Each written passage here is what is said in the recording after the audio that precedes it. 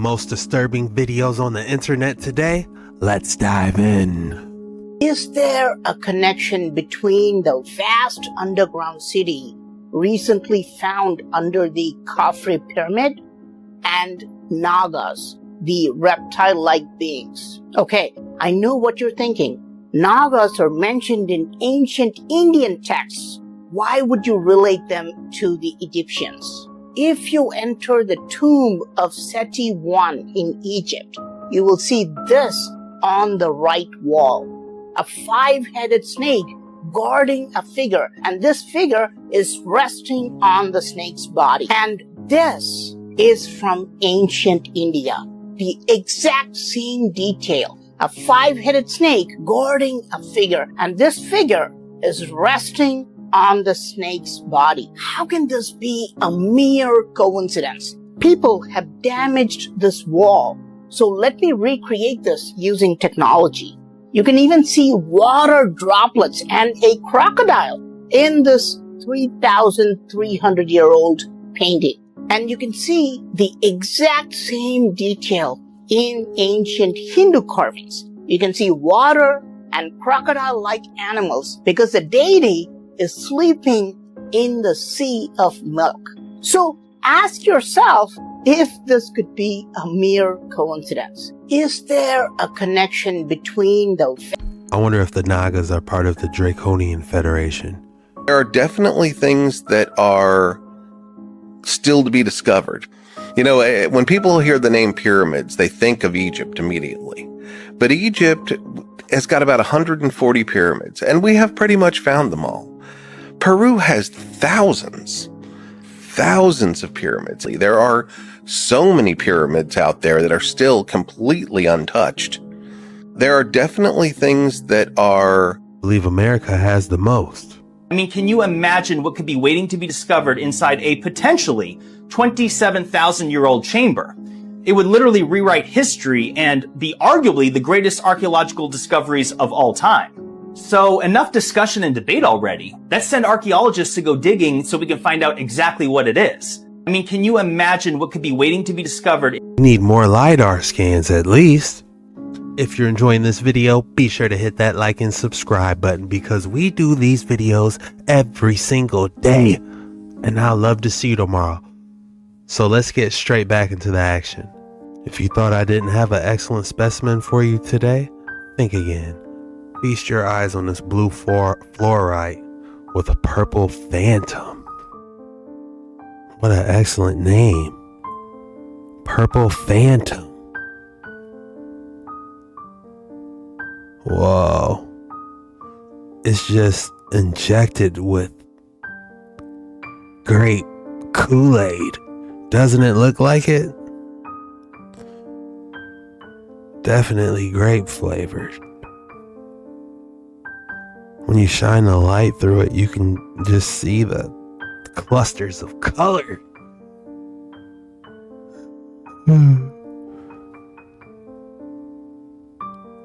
The Vajra implosive turbine.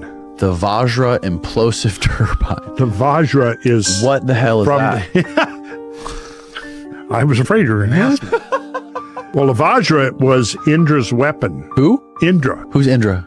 He's one of the Hindu gods. Look So at it. Indra wielded the Vajra.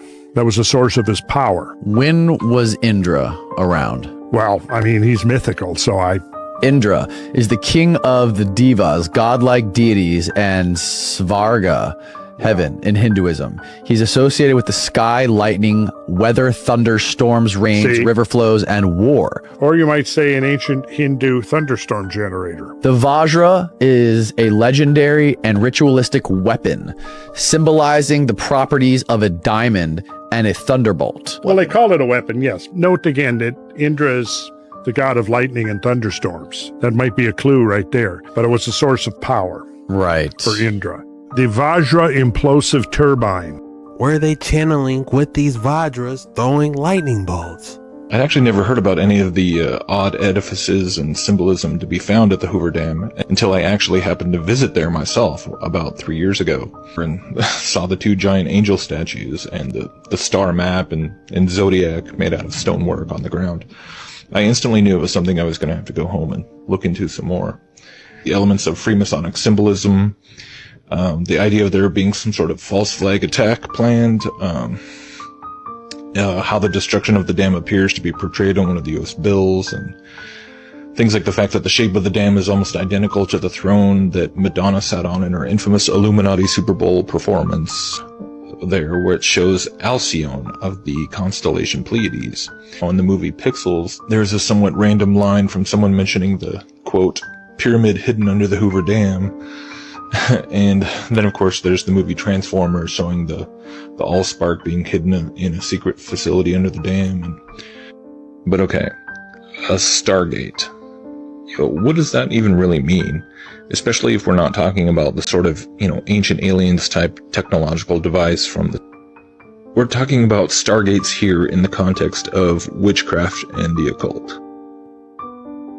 And honestly, it's kind of interesting to me that in none of the other videos or posts I've read on the occult New World Order connections to Hoover Dam, I've yet to see any of them that have explored the occult connections to the specific star featured on the Hoover Dam star map. First of all, it's interesting to note that there actually is an Alcyone Lodge, and this other guy, Ledbetter, were somehow led by their spirit guides to select this kid, basically, a 14-year-old Brahmin from India named Jiddu Krishnamurti, as the next Maitreya or Messiah of the New Age.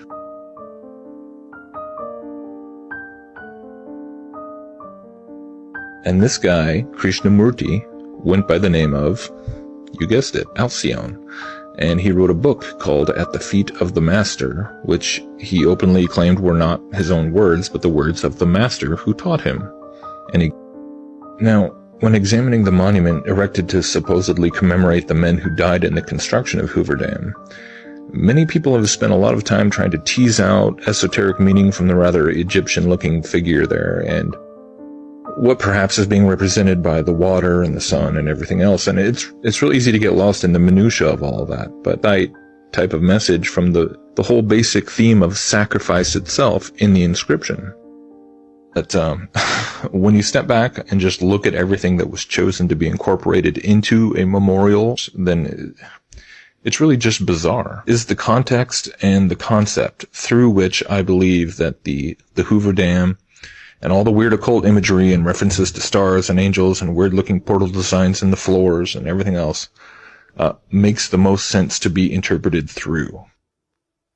Not in the sense that it's some secret doomsday machine or interdimensional portal device, although it is a machine. I mean, it's a functioning hydroelectric dam. It's an altar. A massive monolith dedicated to the star god Alcyone. And hidden in plain sight. I mean, it's crawling with oblivious tourists, just like so many other sites which are built and dedicated as memorials, even little Illuminati monument sacrifice that was performed in that place.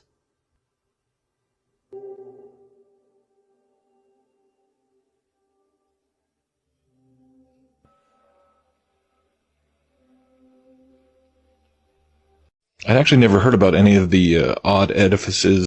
What's going on under the Hoover Dam is what I would like to know. One night while Caldwell was having great problems, something happened to him that had happened previously.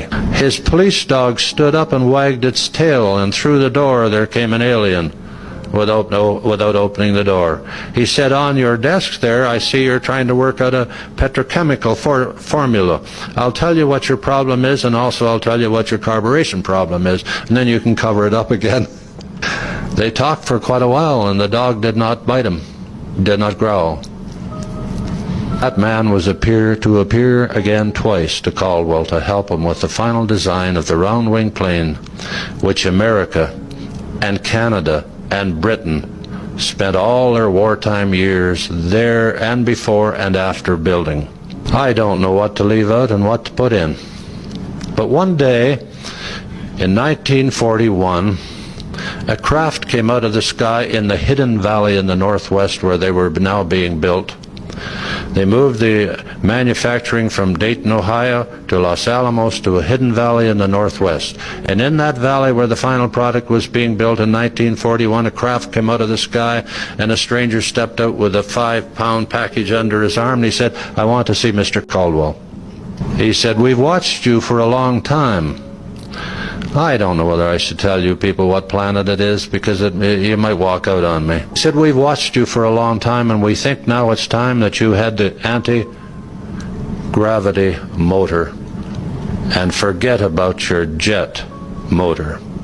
My manuscript takes a whole chapter to describe the change that this caused in the craft, but I won't bother doing that. He said, "If you don't mind, Mr. Caldwell, we'll just disconnect your present jet motor and take one of your 60-foot crafts and I'll put this little motor in and I'll show you the lift power." They did that and they went straight up in the air. Now I know your people are going to say that we have got a fool up here, but that's not so. I'm a journalist that likes the truth. I talked to Mr. Caldwell, the inventor. I don't care whom I could have met. I think I met the greatest man in the world. He was humble and kind and a bit mischievous and whimsical. He wanted to talk about everything except what I wanted to talk about. He was not alone when I got him. He was accompanied by Secret Service personnel. I don't know how far we've gone because I stopped my conclusions in the 50s. I wonder what happened to the Hidden Valley. I wonder why the good people who developed the round wing plane, where they disappeared to. I know the old ones retired. But what happened to the round wing valley? I've tried to find out if they're still being built there. I've been on the site where crafts crashed into the ocean in Florida, but I couldn't prove where they were from, except I think they were alien. For entertainment purposes only, don't believe anything you hear or see on this video. Truth can be stranger than fiction. If it was all that I got, it would have never been proven as Bigfoot. Here's one of the photographs. This looks like an artist's drawing, but it's not. It's actually a photograph. I just had to crank up the contrast and brightness and saturation so you could have a good look and see his eyes and his nose and his fur. If it was all that I got, it would have never been proven as Bigfoot. Here's one of the photographs. This looks like an artist's drawing, but it's not. Finally, we got a close-up on Bigfoot. What is he thinking?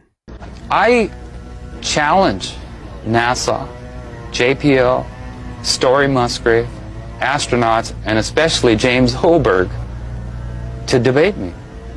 Because it's one of those situations where if they haven't done the homework I've done, and they don't have the video I have, and they haven't done the research, and that they don't have a chance. I wouldn't be able to find the things I've found and do it consistently like I have been able to do if NASA really wanted to hide it. For instance, there's a flight I have where it's basically the entire flight was the control room except for the spacewalk. The spacewalk was to test the new backpacks, and it's a famous walk because the fellow flipped around, the astronaut flipped around and couldn't stop. So that's what made the news. But if you look at the whole spacewalk, and everybody in the media had the chance, there's a point where he says, "There's not, Mark, will you look out there? There's an object right in front of you." And the military fellow says, "I don't know what you're talking about." Now just think to yourself, if I said there's a bee about to sting you, wouldn't you go, "I wonder where that is," or something other than, "I don't know what you're talking about"? First of all, what do you mean you don't know what I'm talking about? If I'm in outer space and I'm flying around and my partner says there's an object in front of you, I wouldn't say, "I don't know what you're talking about," and then his next line is, "Never mind." And then the third astronaut says, "Am I missing something?" And he says, "Don't worry, the lens filter came off," now confirming the size and how close it must have been. And it's flying off at 10 o'clock and 11 o'clock. Now, when they first mentioned the object, the shuttle camera, you couldn't see it. So I wasn't looking for it. They drew my attention to it. I looked, and there the object emerged. And the third thing he's saying to the third astronaut is, "Don't worry about it. Don't worry about it." You know, it's the camera filter. And then he even confirms, off 10, 11 o'clock, 10, 11 o'clock, you know. And then there's a pause, and the control room below tells him to stay vector. Shut up. Stay on course. Continue with what you were supposed to do. He continues as if nothing happened, as if nothing had happened. Yet it's right on tape, audio, video, and you see the object they're referring to. I challenge. What exactly are they trying to hide from us? MK Ultra. I just was watching the OG Street Fighter movie, and now that I think about it, they hit Blanca with the MK Ultra treatment. They make them watch different stuff, try to make them forget. Captain America, Winter Soldier, the list goes on. What movies can you name that list MK Ultra? A UFO was spotted flying around a rocket mid-launch. Watch closely.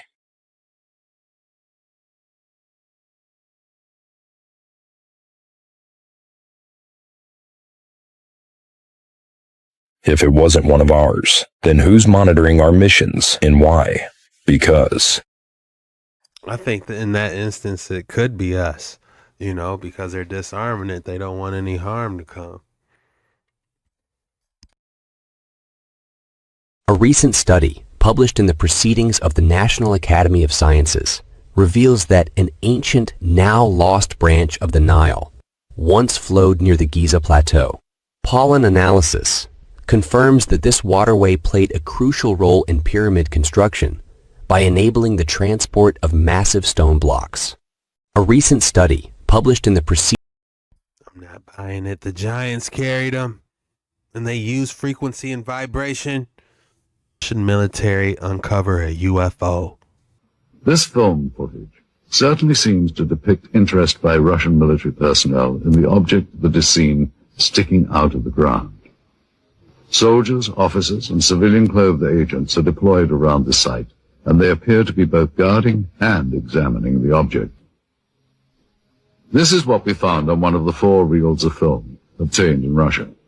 After viewing the footage, we were able to determine that it was most likely shot with 2 separate cameras. One apparently a handheld camera, which starts out on the approaching truck, and a second one seen here on a tripod. As the soldiers march past, you can see the cameraman turn to follow the troops.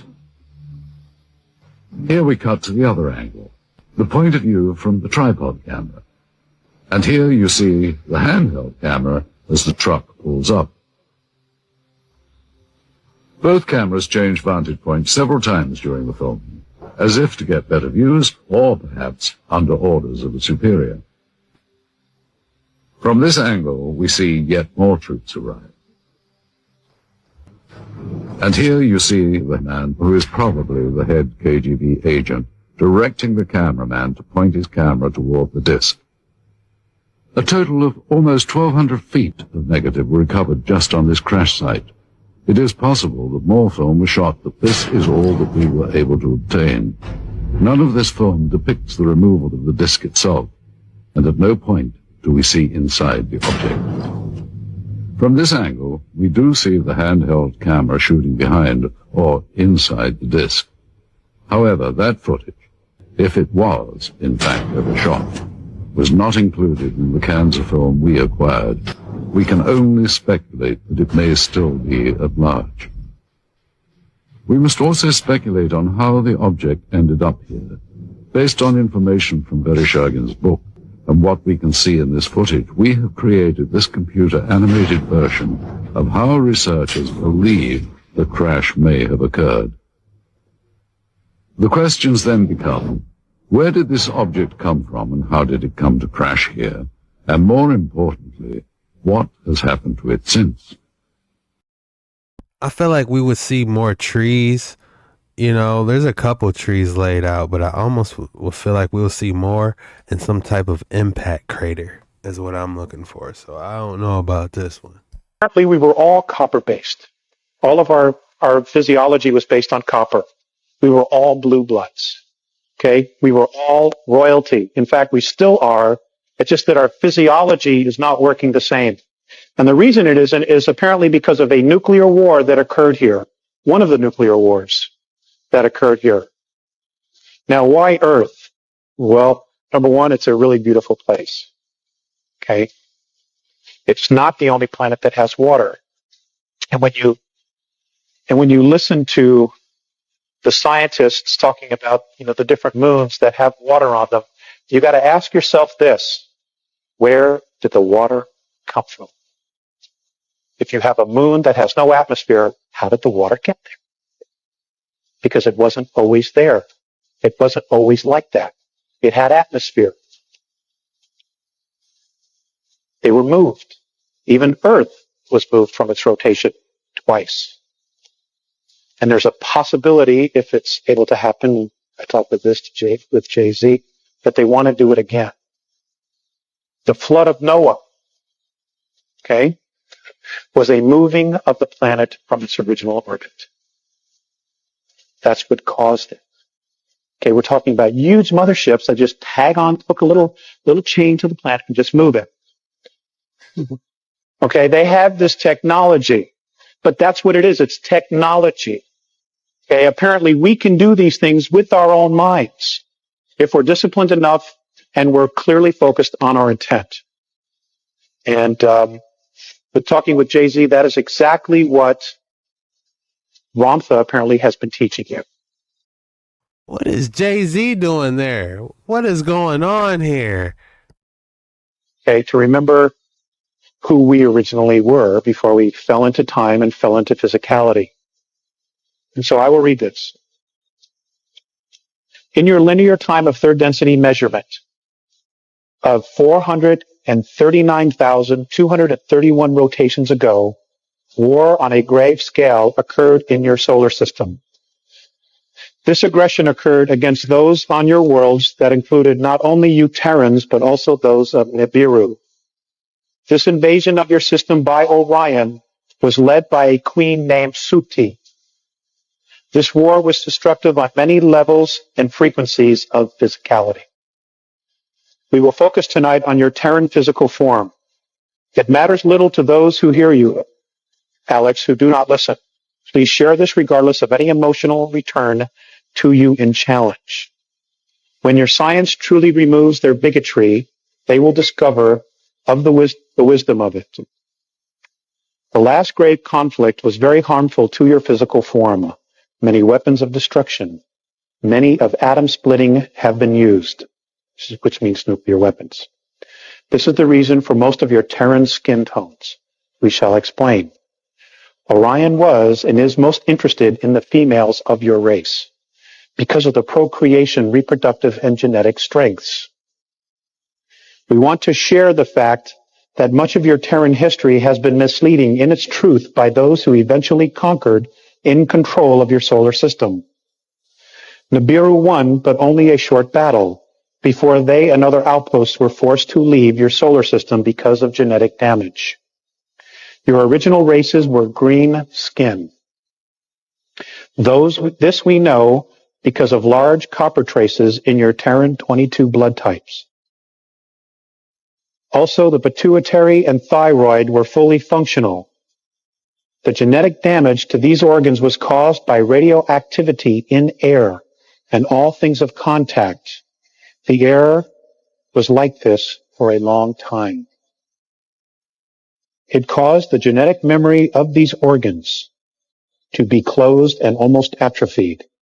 Your world experienced drastic changes in climate and massive magnetic fluctuations.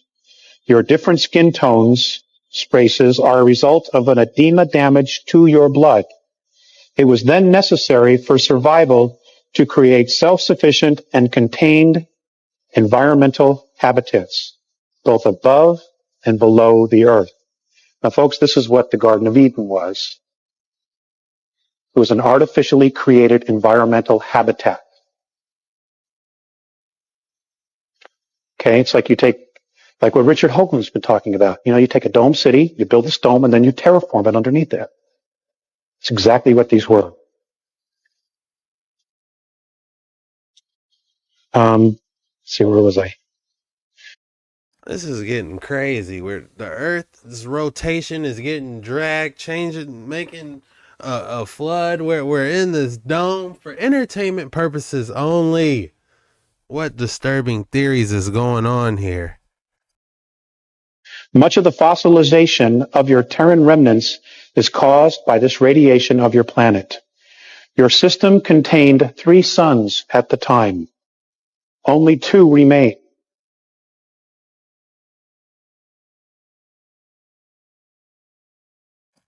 Two suns remaining? This is getting crazy. I'll read that again.